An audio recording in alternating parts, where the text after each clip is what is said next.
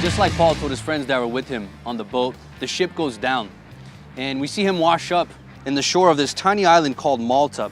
And what's interesting here is that Paul was headed to Rome, so now the only resource he had to get to Rome is now completely underwater. You ever felt like that? Where you have a dream, a vision, and the only resource you think is gonna help you and it's gonna make you able to reach that goal, to reach that vision, to make those plans happen, and that goal is completely underwater. It's sunken. You ever felt like sometimes God takes away the most important thing that you need to make something happen? This is exactly what happened to Paul. So he washes up on the shore of this tiny island called Malta, and when he gets there, he's tired. It's still raining, the storm is still not over, but the people from the island receive him well. They make a fire, and Paul, although he's exhausted, he goes to help, and they start making a fire for him, and as he goes to help these folks. A snake comes out from the woods where they're gathering and bites him on the hand. He's thinking the problem is over. He's thinking the storm is done, and now he gets bit in the hand by a snake. And these are one of the poisonous snakes because the islanders, the people that knew the animals from the territory, they thought he was gonna die. And the first thing they say is, they look at one another and say, this guy's a murderer. He must have done something wrong. He must have sinned. How often don't we see that happening to us? You're at church, you're trying to do something for the kingdom, and something goes wrong. Maybe it's your fault, maybe it's not.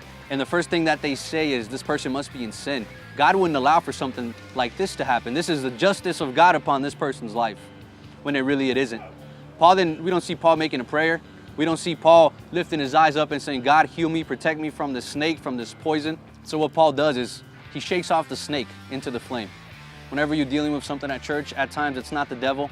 At times it's not something you need to take up with your pastor or a wound that you need to take upon yourself. All you got to do is shake it off, keep going, keep working. Don't give up on what's going on. After a little, the people see that Paul didn't die. He didn't faint, his body didn't hit the ground, but instead he's standing, he's still helping them, and they start praising him.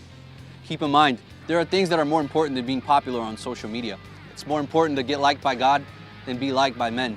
After all this happened, Paul gets invited to the boss's house, the guy who pretty much used to run the island.